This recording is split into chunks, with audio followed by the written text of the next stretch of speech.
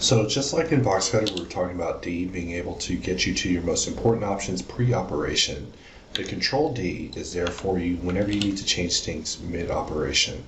Right now we're inside of Box, so the only parameter we can adjust is our rotation angle, which is defaulted to 15. So to see that in action, if we move our mouse off, we're able to quickly get in and just rotate this by moving the mouse after pressing R.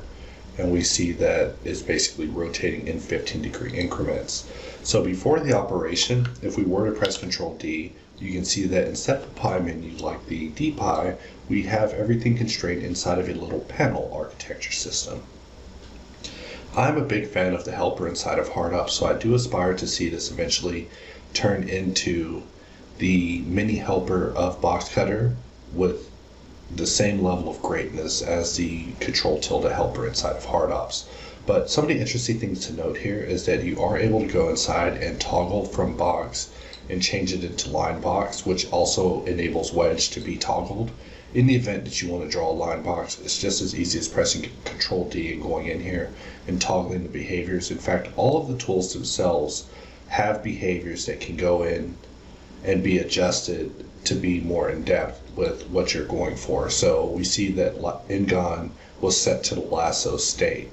And we also see that currently Ngon is closed. And what this means is that if I draw this Ngon is a closed shape. And you can tell because the beginning and the end are always going to be meeting by a line. Versus if I press C, we see that now we're inside of a line state. In fact, if I were to pause this shape to be live, and we press Control D, we see that it doesn't say anything about Ngon. But if we were to, just extrude this out and click and apply, we press Control D, and now it mentions that the Ngon is open. So that means that the next time I draw is basically going to be an Ngon line. And it even says this in the top bar. So I just wanted to make sure in this update that there was a little bit more information inside the helper as far as letting users be aware of what was going on with the tools as they were modifying them inside of their states. So the Control D is something that I definitely want users to get in here and spend more time getting acquainted with. When it comes to custom, we don't normally spend a lot of time customizing it, but I do find that it is quite handy to be able to go inside of the circle panel and just quickly preemptively set your circle to the amount of segments that you want it to be on the fly, as well as going to box and dealing with things like your line box angle. For people who are unfamiliar with line box, it's just a line that starts out and then turns into a box very quickly upon the secondary gesture. So just an alternative way of drawing a box, but it's ideal for those times where you need to draw an angle and really get in there drawing at a very particular alignment that can only be done by having one point being a line and then dealing with the second point before converting into a box formation. But just to show in action that you do have a degree of versatility inside of the Control D that isn't yet available inside of the D pie, which is still something of discussion. Also notice that as you hover over these, there's a large amount of tooltips to explain everything that you're able to do with these particular tools. So just with that, you're able to go in here and also do things like draw a shape, press tab, you can press Control D and change it over to be a slice. However, you see it doesn't immediately update, and that's because of the lack of a refresh whenever the window disappears. But if we just even touch this dot, we see that this is now an intersect shape. I can press Control D, change this back over to a cut, and we see that it changes ever so fast. We change back to an intersect, maybe not so fast. We change it to a join.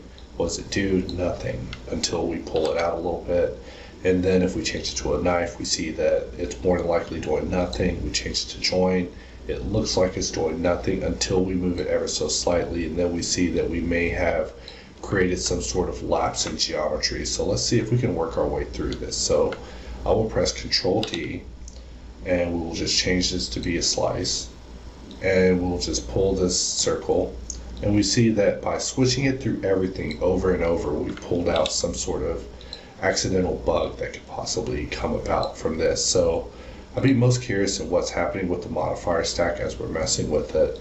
But this is just one of those things that could possibly happen whenever you're experimenting a little too much with these options. So here I will just draw the circle again, and we'll press tab and press Control D, and we'll switch this to a slice, and we see that as a slice it converts just right.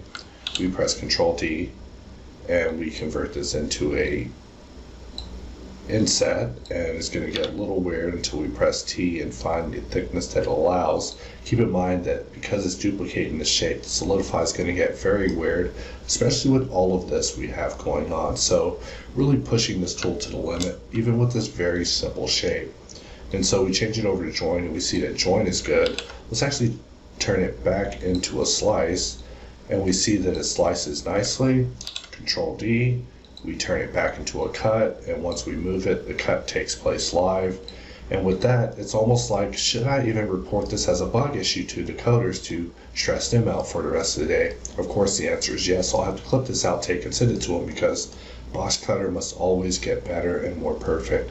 But with that, I just want to show how you can get the most out of the Control D menu in action and use it on the fly to make changes that you definitely cannot do inside of the DPI menu at this time.